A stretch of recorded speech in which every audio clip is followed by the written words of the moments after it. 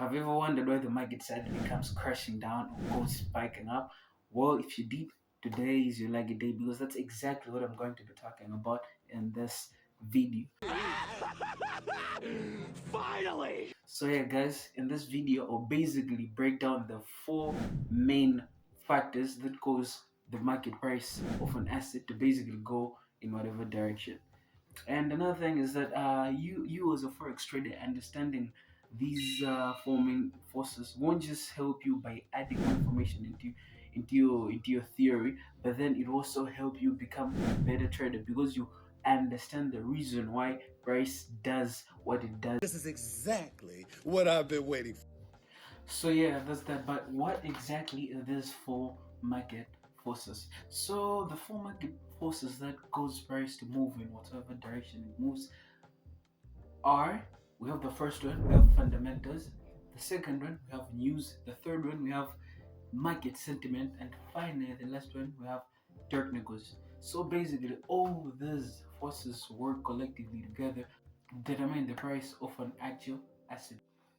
But what exactly are fundamentals? So basically, fundamentals refer to economic, political, and financial factors that determine the true value of a currency over the medium to long term. But what exactly do I mean by true value? When I say true value, I basically mean what an actual asset or currency is worth. So rather than how news works, whereby it can easily cause a spike in the market within a short period of time, fundamentals basically shape the overall trend of a specific currency. So collectively, these fundamental factors, these fundamentals, these economic, political, and financial factors work together to basically determine the true value of an asset, as I've said. But what exactly are these factors? What exactly are these examples of the economic, political, financial factors?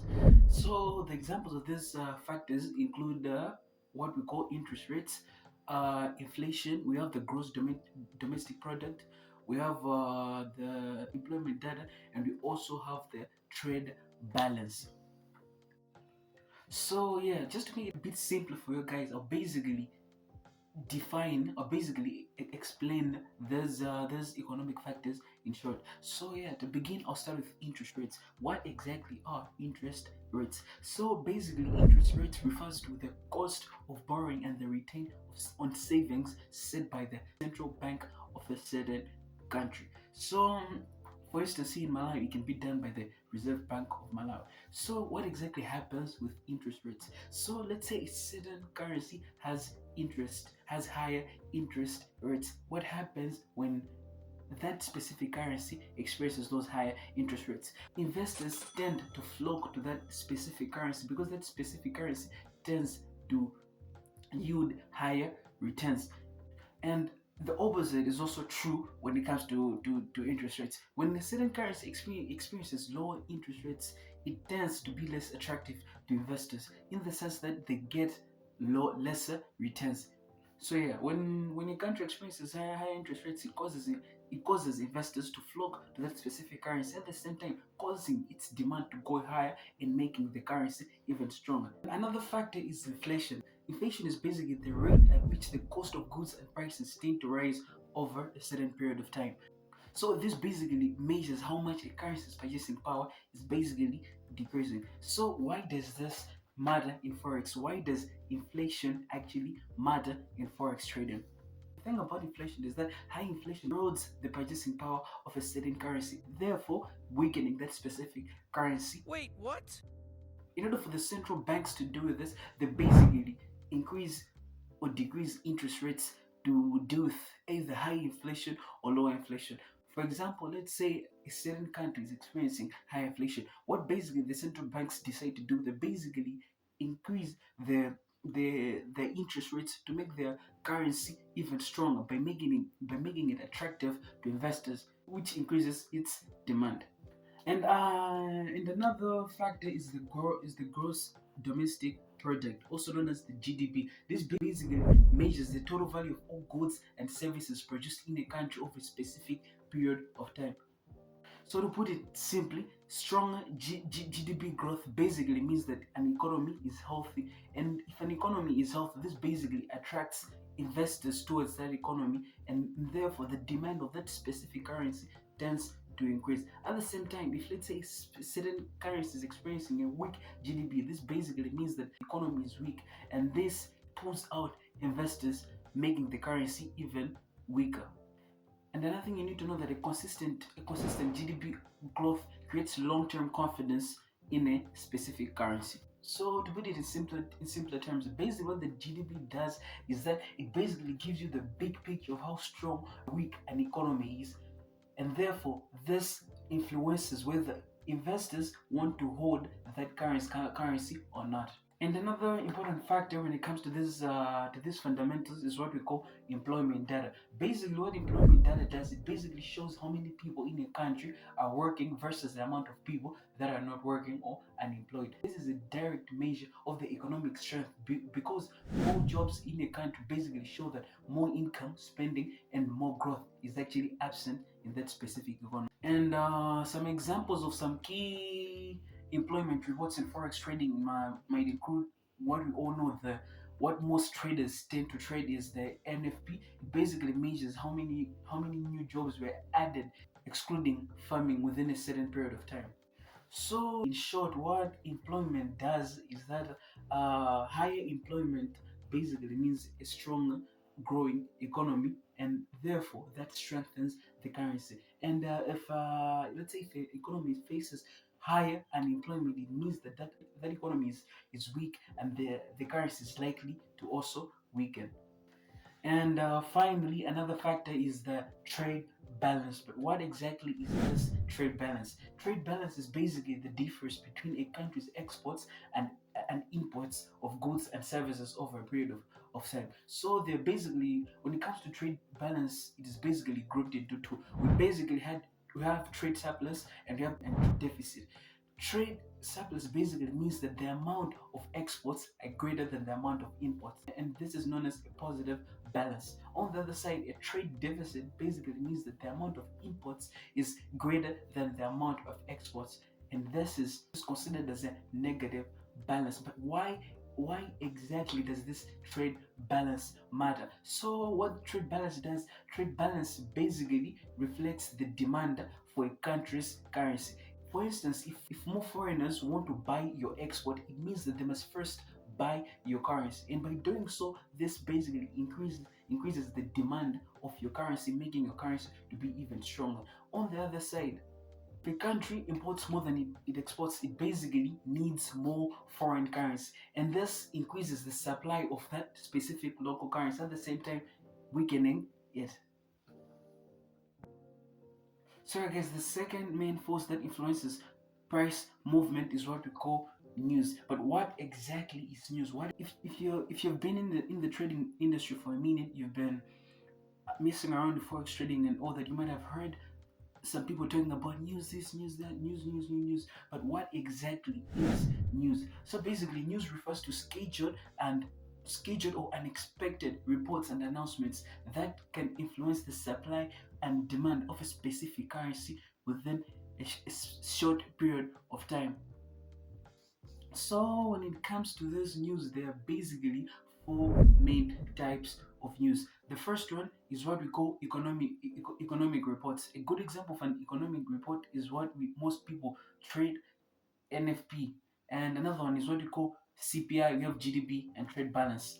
And before I continue, another thing I should say is that most of these news are highly influenced by the fundamentals. So we basically have the fundamentals, then we have the news. Just basically, as I've said, an announcement of what's happening with the fundamentals. So yeah, the second type of this forex news includes what we call central bank announcements. And an example of this type of news might include we have interest rates, we have policy statements, and we have the FOMC, the ECB, or the BOJ press releases. And in future videos, I'll go even deeper to each and every single of these concepts for you guys to fully understand what they are. I'll even talk deeply about interest rates, inflation, and all the rest of the things. And another type of news is what we call geopolitical events. The wars, elections, the trade deals, sanctions, and all that. And another thing, we have unexpected shocks. This is a type of news which might include, let's say, natural disasters, corporate collapses, and sudden policy changes, and all that. So yeah, what basically happens when, let's say, news is released, is that, let's say we have positive news. When you have positive news, it basically increases the demand for that specific currency, causing its price to rise up. On the other side, if you happen to have negative news, it tends to increase its supply, causing a lot of selling pressure into the market, and therefore the price tends to fall. So when it comes to news, you can use the different websites which offer updates on news. There's my FX book, there's Forex Factory, and all that. I'll add a link in the description for you guys to check it out. So another thing I would like you guys to understand is that I want you to understand that news is like a catalyst that can create fast moving prices in the market. And by basically understanding the type and impact of news, it basically helps you to anticipate short-term supply and demand changes, therefore making better trading decisions. So yeah, and the third main market force which influences the price movement is what we call the market sentiment, or in other words, the mood and confidence of forex traders absent in the market. So basically, as I've said, market sentiment refers to the overall mood, attitude, or feeling of traders and investors towards a particular currency or the market as a whole.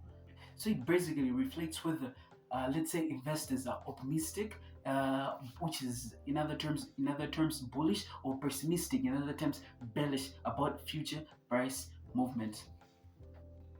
But why does this market sentiment actually matter?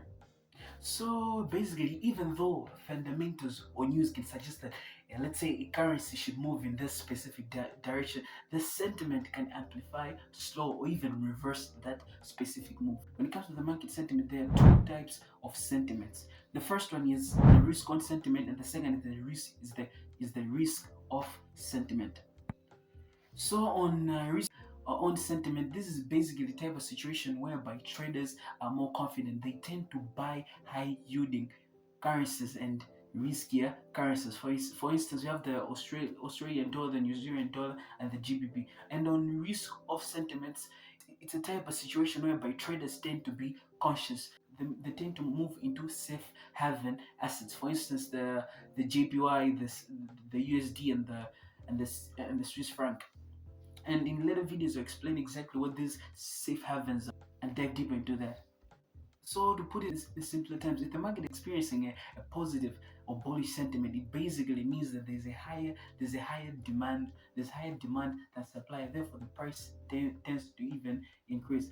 On the other hand, if let's say that the market is experiencing a negative or bearish sentiment, the supply tends to increase more than the demand, and this causes the currency to fall. A key takeaway from this market sentiments is that market sentiment basically fuels the momentum. It often determines whether a price move triggered by fundamentals or news becomes a short-term spike or a full trend.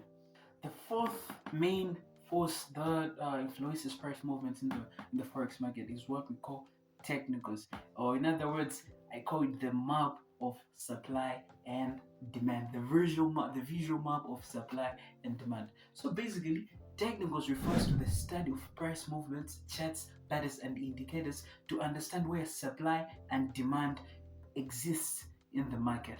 So it's basically a map of how traders are buying and selling a currency at different price levels. But why exactly these technicals matter? So these technicals basically show the corrective behaviors of traders based on their past data.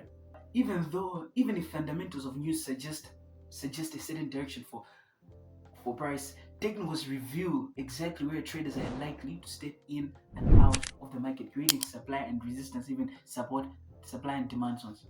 So even though fundamentals and news can suggest a certain direction, these technicals review where traders are likely to step in and out of the market. At the same time, it also helps traders to time entries and exits for maximum efficiency. And some of the key concepts you might need to understand about technicals. might include what we call support and resistance.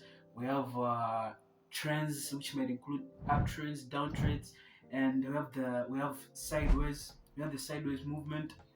We also have like indicators. We have patterns. We have breakout patterns, reversal patterns, and many more. In future videos, I'll go deeper into what each and every single concept means, so that I can help you guys understand and get on track on how you can be a better and excellent forex trader. So yeah, as I've said, technicals are just basically a visual footprint of where supply and demand is existing in the chart. And by reading and understanding these technicals, you can basically see where the battle between buyers and sellers is. So now that you've understood the four main forces that that influence the movement of price in the forex market, it's now time for you to understand how all these four main concepts work together collectively to influence this price movement. So basically, I want you to look at all these main forces as a team. So each and every single force has its own role. Together, they collectively drive supply and demand. And yes, you might have in these videos and even in previous videos talking about supply and demand. In future videos, I'll go even deeper for you to understand exactly what supply and demand is. So in order for you to understand how all this works together, I'll start with fundamentals. I want you to look at it like this. The fundamentals act as the reason behind the long-term direction. So basically, as I've said, fundamentals set the long-term direction for a currency. A good example might be, for instance, let's say that the US is experiencing higher interest rates. This basically means that fundamentals are bullish for the United States dollar. And even if there's no instant market spike, traders can still know that the currency is still stronger over the long term. Next, we have the news. You have to look at news as the catalyst, since they trigger short-term volatility based on fundamentals. And an example might be, let's say, for instance, the central bank in America decides to, let's say, hike the interest rates. Once the Fed does this, the US dollar immediately hikes, because traders also immediately react to the news. So basically, what I can say is news gives timing to the fundamentals, in the sense that it gives you like a time to know when to react to the market. The next thing is what we call sentiment, or in other terms, the momentum. So basically, what the sentiment does, it determines how strongly traders react towards the fundamentals or news. In simpler terms, a positive sentiment, it means more traders buying, causing the price to go up. A negative sentiment causes traders to avoid, or traders to sell or avoid, causing the price to go down. And finally, we have the technicals. As I've said, the technicals basically show you where supply and demand is actually concentrated in the charts, in the markets. So as a trader, you can use this information to identify your zones, to identify your areas in which you can find better entries or exits. So collectively together, all these main forces explain the reason why price moves and why supply and demand changes over time. And here's a simple analogy you can use to understand how all these four main forces work together. Imagination. So first of all, you have to picture the fundamentals as the engine. The engine gives the car direction and power. A good example might be interest rates, GDP, inflation, determining the long-term strength of a specific currency. The next, we have the news, which you can visualize as the accelerator. This basically makes the car move now. A good example might be, let's say, a late hike by the Fed, which immediately triggers traders' reactions. And the next thing is what we call the sentiment. You have to picture the sentiment as the fuel. No matter how good the engine or the accelerator is, without the fuel, the car cannot move. So, traders' confidence, risk on or risk off, keeps the move going. And finally, you have to look at the technicals as the steering wheel and the map. Even with power and fuel, you need direction and control. So, an example would be support and resistance, or trend lines, which show you where to enter, exit, or adjust your positions. So to put it in simpler terms, price only moves when all these forces work together. The engine, which are the fundamentals, basically provide you with the power, and the accelerator also considered as the news triggers movement of your car, or in other terms, price. And finally, the fuel, which is also considered as the sentiment, keeps the car going, and the steering wheel, which are considered the technicals, show you exactly where you need to go. So what I'm about to say now, it's basically a bonus, Okay. but I'll create a proper video where I'll explain this concept even deeper for you guys to actually understand it. But here's what I have to say. At the end of the day, all Forex moves boil down to one thing, one simple rule, which is supply and demand. Really? Fundamentals, news, sentiments, technicals, they just basically explain why supply and demand changes. If you understand that, you basically understand the whole market.